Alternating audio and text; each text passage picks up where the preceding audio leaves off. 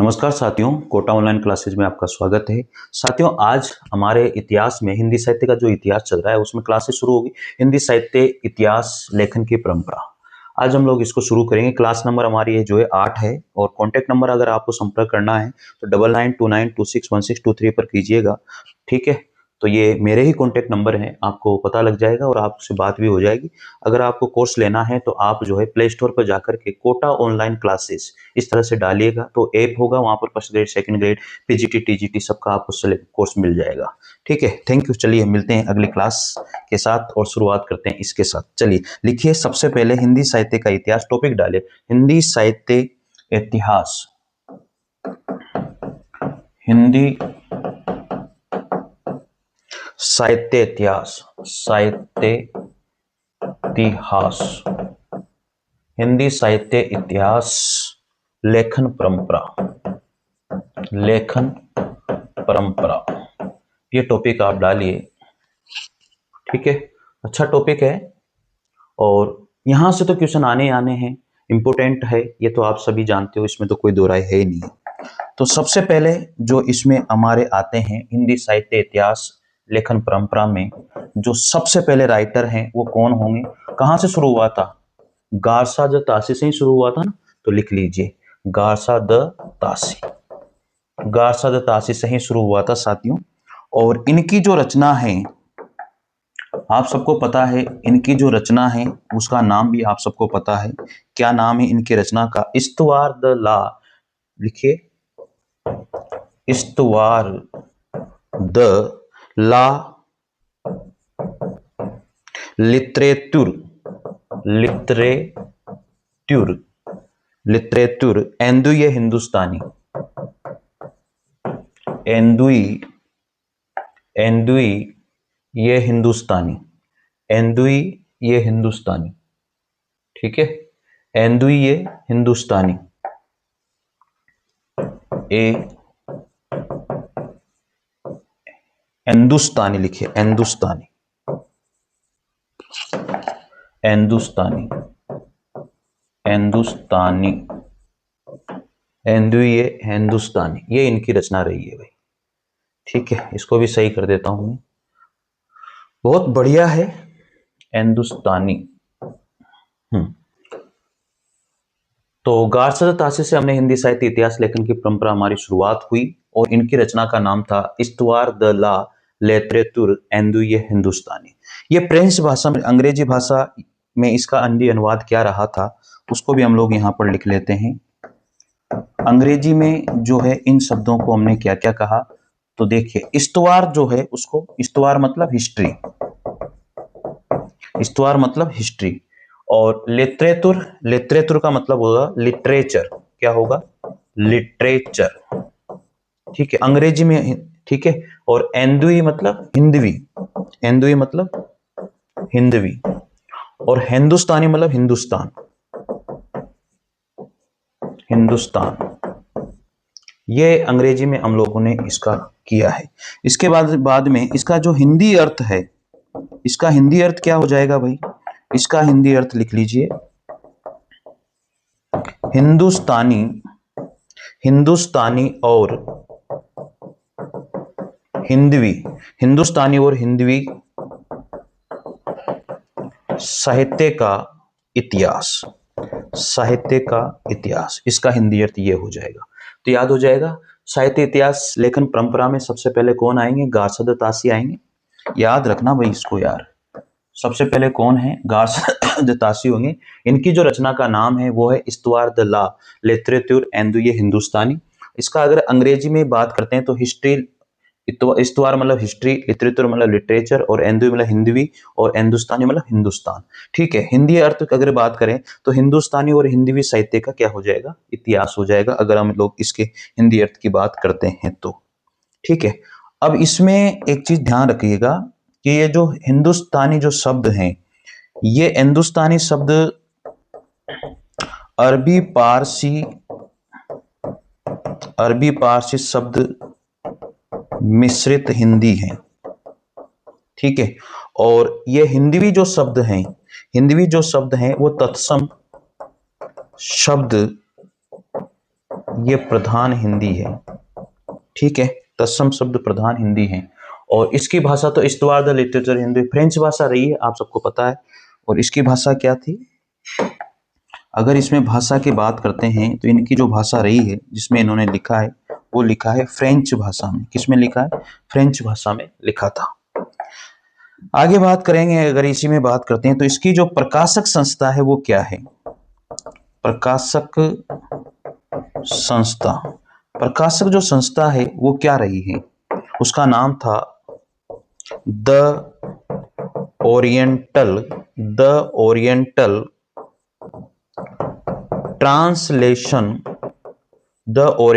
Translation committee.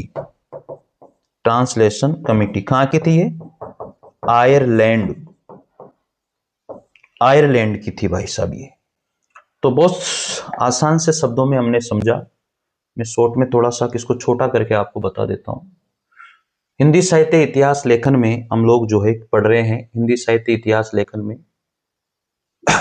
सबसे पहले हमने देखा है गारसा द तासी को। गारसा तासी की जो रचना है इस्तवार द ला लिटरेचर एंदुई हिंदुस्तानी है। अंग्रेजी में बात करते हैं इस्तवार मतलब हिस्ट्री, लिटरेचर मतलब लिटरेचर, एंदुई मतलब हिंदी और हिंदुस्तानी का अर्थ है हिंदुस्तान। अगर हिंदी में बात करते हैं तो हिंदुस्तानी और हिंदी साहित्य का इतिहास। हिंदुस्तानी जो शब्द है वो अरबी पारसी शब्द, एक मिश्री शब्द है, अरबी पारसी मिश्रित हिंदी शब्द है ये। और हिंदी भी एक तत्सम प्रधान हिंदी मानी जाती है, हिंदी भी जो शब्द है।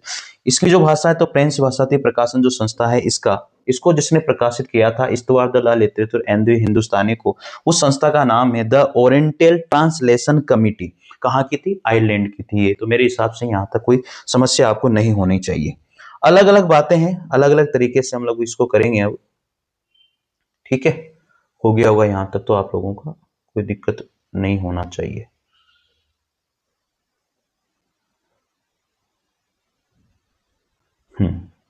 चलो अब लिखते हैं प्रकाशन वर्ष। अलग अलग संस्करण हुए, अलग अलग चीजें हुई। प्रकाशन वर्ष क्या क्या रहा इसका, उसको लिखना बहुत जरूरी है। एक इस तरह से टेबल बना लीजिए। प्रथम संस्करण, प्रथम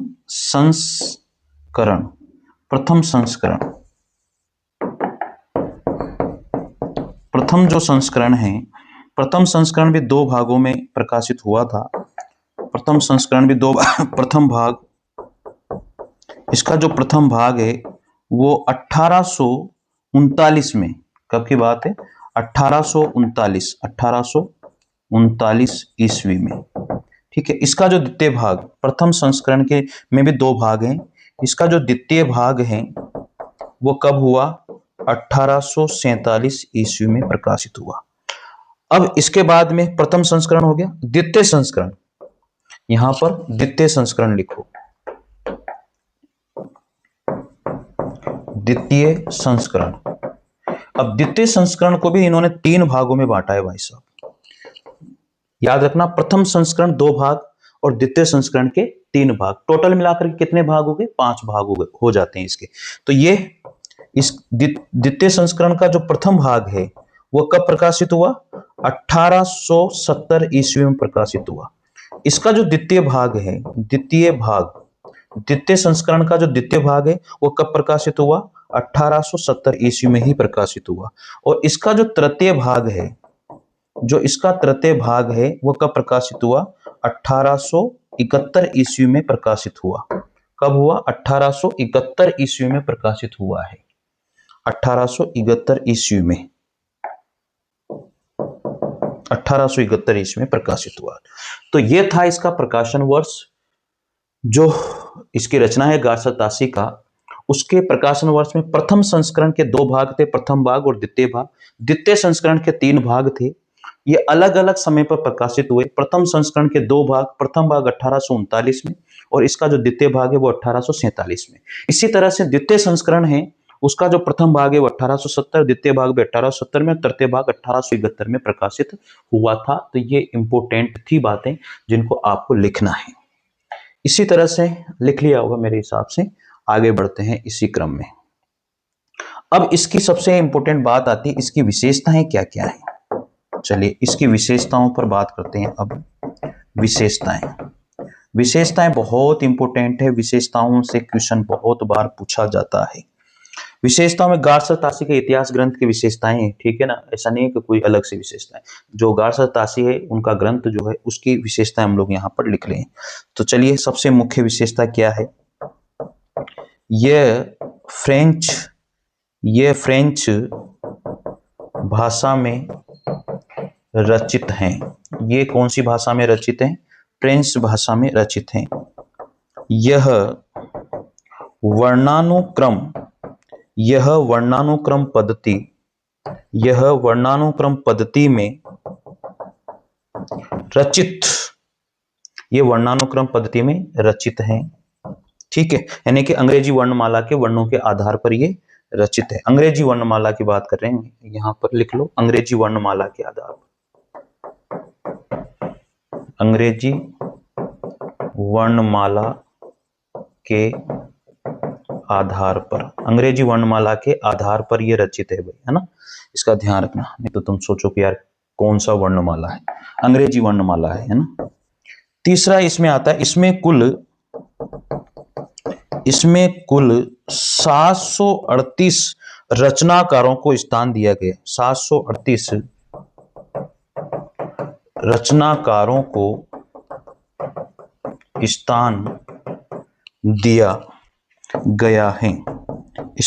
गया है, जिनमें से हिंदी के रचनाकार 22 ही हैं, ठीक है। अधिकांश रचनाकार जो है वो उर्दू के हैं। अधिकांश रचनाकार इसमें किसके हैं? उर्दू के हैं। देखो, टोटल मिलाकर इसमें कुल मिलाकर के कितने रचनाकार हैं? 738। लेकिन हिंदी के तो मात्र कितने हैं? 72 हैं, और बाकी किसके हैं? उर्दू के हैं।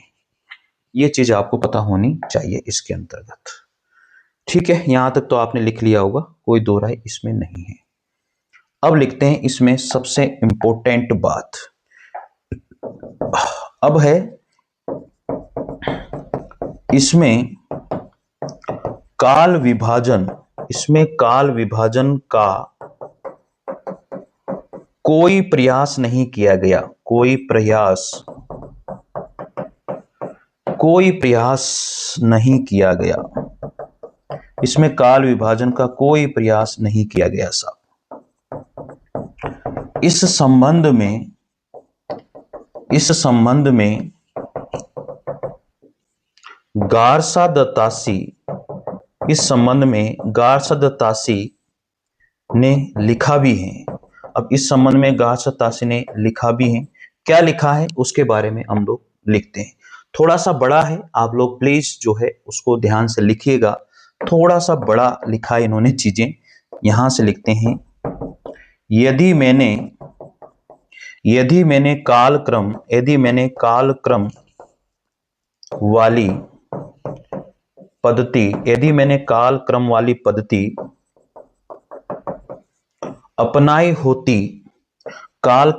पद्धति अपनाई होती तो अनेक विभाग स्थापित करने पड़ते। अनेक विभाग स्थापित करने पड़ते। देखो, इतनी सी बात याद रख लेना, पूरा याद रखने की जरूरत नहीं है, मैं तो पूरा लिखा रहा हूं आपको, कोई दिक्कत नहीं है, लेकिन इतनी सी बात याद रख लोगे ना तो पता लग जाएगा आपको कि ये गारसा दत्तासी ने कहा था। तो इन्होंने कहा, यदि मैंने कालक्रम वाली पद्धति अपनाई होती तो अनेक विभाग क्या करने पड़ते? स्थापित करने पड़ते। ये बात ये कहते हैं। पहले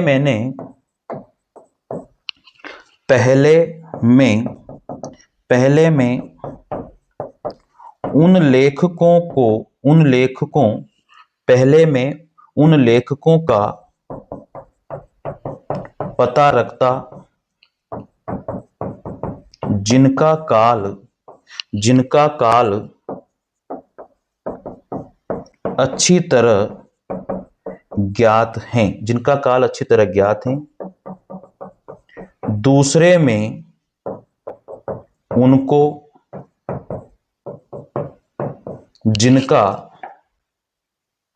दूसरे में उनको जिनका काल संध्यात्मक है, उनको जिनका काल क्या है, संध्यात्मक है। और तीसरे में उनको जिनका काल अज्ञात है। यह विभाजन उन रचनाओं के लिए करना, यह विभाजन उन रचनाओं के लिए करना पड़ता जिन्हें इस ग्रंथ के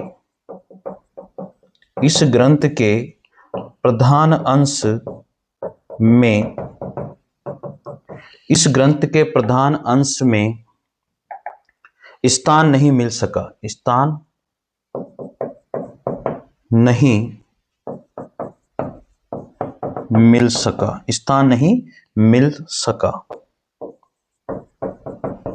अपना कार्य सरल बनाने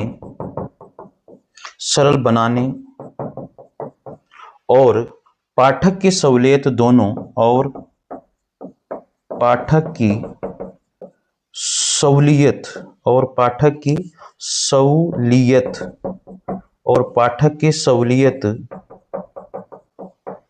दोनों ही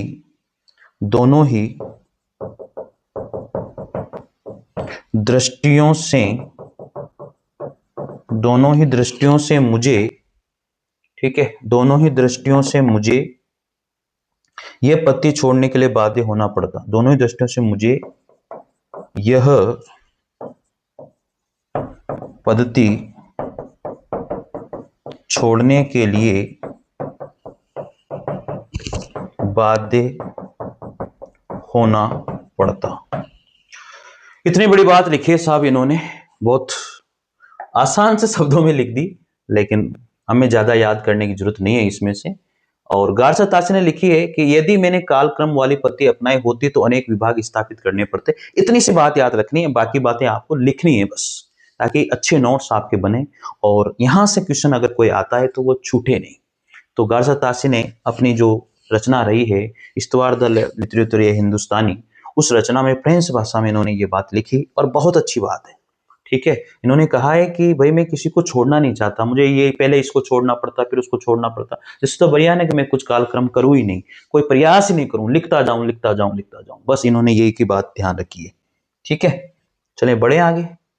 और आगे बढ़ने के साथ लिखे यहां पर अगली बात जो है वो लिखते हैं,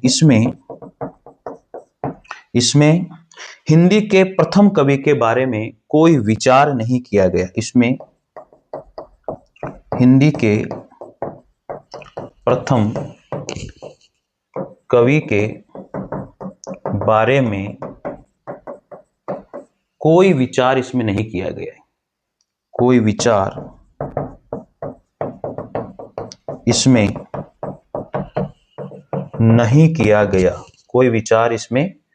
नहीं किया गया है।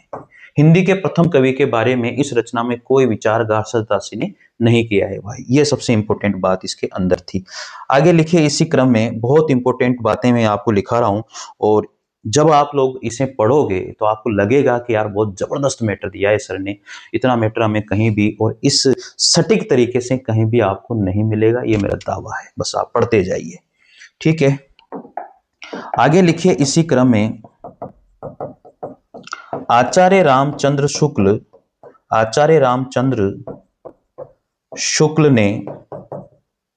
ने इसे जो है वृत्त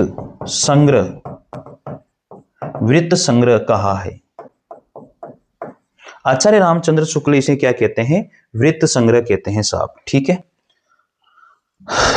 आगे लिखते हैं इसी क्रम में आचार्य रामचंद्र शुक्ल इसे क्या कहते हैं? वृत्त संग्रह कहते हैं। इसका मतलब इस रचना का, इसका मौलवी करीमुद्दीन, मौलवी करीमुद्दीन, मौलवी करीमुद्दीन ने 1848 ईस्वी में, 1848 ईस्वी में Y F Fallon, Y F Fallon के सहयोग से, के सहयोग से उर्दू में, के सहयोग से उर्दू में, उर्दू में लिखिए ससुहरा, ससुहरा ई हिंदी, ससुरा ई हिंदी नामों से अनुवाद किया, ससुरा ई हिंदी नामों से क्या किया है, अनुवाद किया है। ये भी इंपॉर्टेंट पॉइंट है इसका, मतलब गारसद तासी की जो रचना है इस्तवार द लिटरेचर है हिंदुस्तानी, इसका जो है मौलवी करीमुद्दीन ने 1848 ईस्वी में वाई एफ फैलन के सहयोग से उर्दू में ससुहरा ई हिंदी नामों से अनुवाद भी किया था। किसने? मौलवी करीमुद्दीन ने किया था। भाई कब किया था ये बात भी मैंने आपको लिखवा दी है। आगे बात लिखते हैं इसी क्रम में, आगे है मौलवी करीमुद्दीन, करीमुद्दीन, करीमुद्दीन, मौलवी करीमुद्दीन द्वारा अनुदित ग्रंथ में,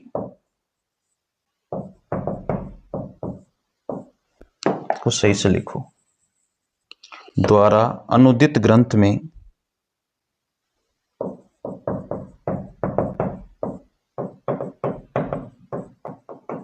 द्वारा अनुदित ग्रंथ में रचनाकारों की संख्या 1004 थी।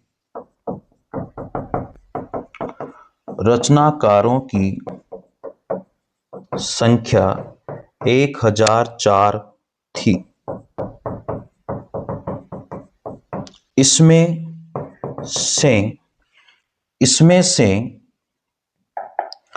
से हिंदी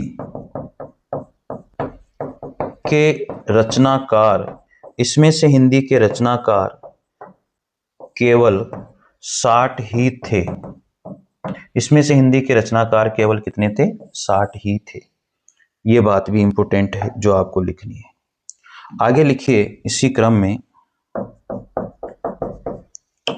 मौलवी करीमुद्दीन, मौलवी करीमुद्दीन लिखो, मौलवी करीमुद्दीन ने काल विभाजन का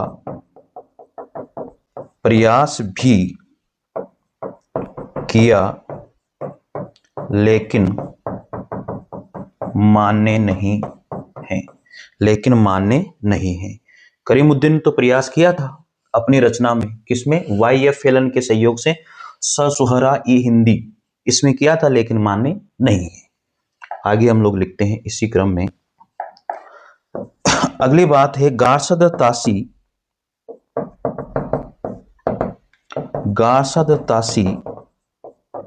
गारसद तासी के इतिहास ग्रंथ का उस 1952 ईस्वी में लक्ष्मी सागर वासने ने, किसने? 1952 ईस्वी में डॉक्टर लक्ष्मी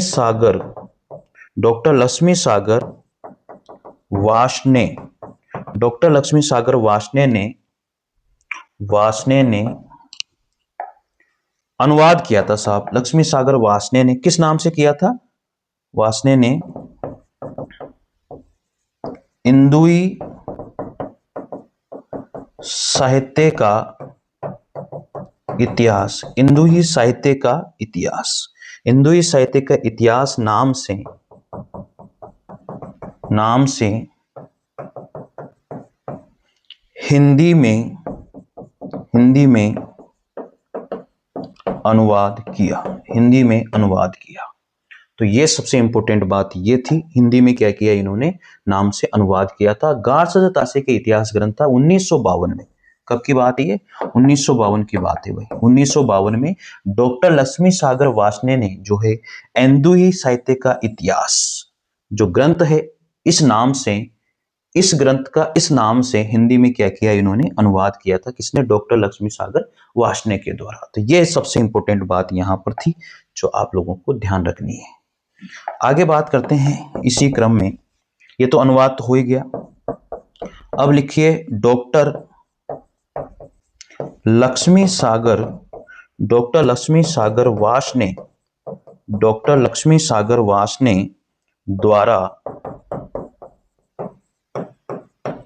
अनुदित ग्रंथ में कुल, अनुदित ग्रंथ में कुल 358 रचनाकार थे। 358 रचनाकार थे। इनमें से हिंदी के केवल 220 ही थे। इनमें से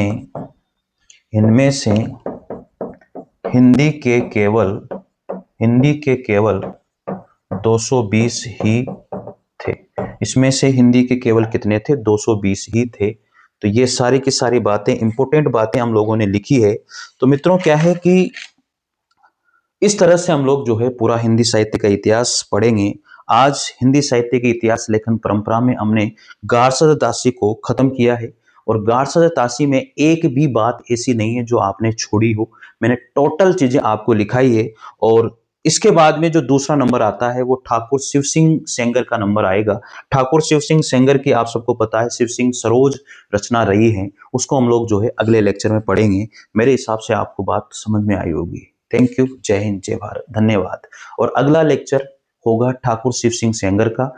क्योंकि मैं साथियों आपको एक एक पॉइंट बहुत क्लियरिटी के साथ, बहुत अच्छे मैटर के साथ लिखवा रहा हूं। प्लीज आप लोग इसे नोट कीजिएगा और अच्छे से इसकी तैयारी कीजिएगा, ठीक है? और लिखते जाइएगा, बिल्कुल बढ़िया अच्छे तरीके से नोट्स बनाइए, बार बार रिवाइज कीजिए। छोटी छोटी कक्षाओं में बांटा है मैंने, ताकि आपको कोई समस्या नहीं आएगी पढ़ने में, याद करने में। और हिंदी साहित्य का इतिहास जबरदस्त तरीके से हम लोग पूरा करेंगे। मिलते हैं अगली क्लास में, ताकि आप लोग भी इस चीज को पढ़ सको। कंटिन्यू क्लासेज आपके पास आ रही है, रोज 5 बजे क्लास आ जाती है। 5 बजे या 6 बजे के आसपास क्लास आपको मिल जाती है। तो मिलते रहिए। अगर आपको कोई नोट्स मंगवाने हैं हिंदी साहित्य के इतिहास के, काव्य शास्त्र के, फर्स्ट ग्रेड के, सेकंड ग्रेड के, पीजीटी के, टीजीटी के, तो आप लोग जो है नंबर पर संपर्क करें और टेलीग्राम चैनल से जुड़ना नहीं भूलें। Thank you. जय हिंद, जय भारत।